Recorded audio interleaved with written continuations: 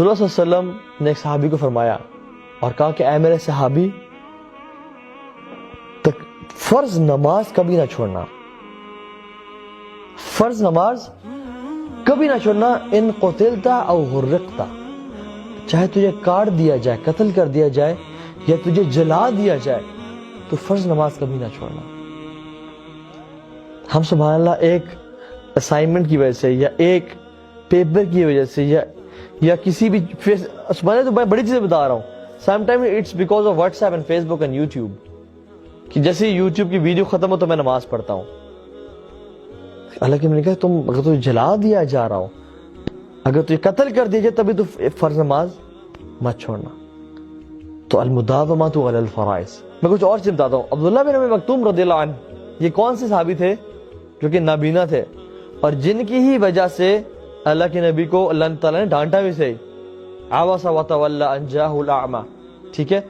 تو یہ صحابی رسول اللہ کے نبی کے پاس آئے اور اپنے 3 عذر پیش کیے۔ صحیح مسلم کی روایت میں 3 عذر آتے ہیں، اور کہا کہ یا رسول اللہ میں اندھا ہوں، میرے اور میرے گھر کے مسجد میں بہت فاصلہ ہے، بہت دور ہے، اور مجھے گھر سے مسجد لانے والا بھی کوئی نہیں ہے، تو کیا میں گھر میں نماز پڑھ سکتا ہوں؟ تو اللہ کے نبی نے کہا حل تسمع نداء، کیا تم اذان کی آواز سنتے ہو؟ اس نے کہا نعم یا رسول اللہ، جی یا رسول اللہ۔ نے کہا پھر مسجد میں آ کے نماز پڑھنی پڑے گی۔ وہ چوتھا عذر لے کے آئے، پھر کہا کہ یا رسول اللہ میرے اور میرے گھر کے بیچ میں درخت ہیں، جھاڑیاں ہیں، میں اندھا ہوں، مجھ سے چلا نہیں جاتا، تو یہ اس میں لگ کے میں گر جاؤں گا، اپنے آپ کو نقصان پہنچا دوں گا، کیا میں گھر میں نماز پڑھ سکتا ہوں؟ حالانکہ میں نے سوال کیا کہ حل تسمع نداء، کیا تمہیں گھر میں اذان کی آواز پہنچتی ہے؟ جی یا رسول اللہ۔ جھوٹ تو بولتے نہیں تھے وہ، کیونکہ اللہ کے نبی نے کبھی انہیں جھوٹ بولنا سکھایا نہیں تھا۔ تو انہوں نے کہا جی یا رسول اللہ۔ انہوں نے کہا پھر مسجد میں آ کے نماز پڑھنی پڑے گی، تمہارے لیے اس میں اجازت نہیں ہے۔ 5واں عذر لے کے اور کہا کہ یا رسول اللہ میرے اور میرے گھر کے بیچ میں، کیونکہ مدینہ میں اس ٹائم جانور اور درندے ہوتے تھے، بھیڑی ہوتے تھے، فاصلہ ہے تو اس میں جانور ہوتے ہیں، میں آ رہا ہوں مجھے نظر نہیں آتا، تو کوئی مجھے جانور اپنا شکار نہ بنا لے، اپنا کھانا نہ بنا لے، کیا میں گھر میں نماز پڑھ سکتا ہوں؟ تو انہوں نے کہا نہیں، اگر اذان آ کے آواز آتی ہے تو۔ 6واں عذر لے کے آ گیا اور کہا یا رسول اللہ انی کما ترانی، میں ایسے ہی ہوں جیسے آپ مجھے دیکھتے ہیں، مطلب میں کتنا کمزور ہو چکا ہوں، میری ہڈیاں کمزور ہو چکی ہیں، میرے منہ پہ رنکلز پڑ چکے ہیں، کیا میرے لیے اجازت ہے کہ میں مسجد میں نماز نہ پڑھوں، گھر میں پڑھ لوں؟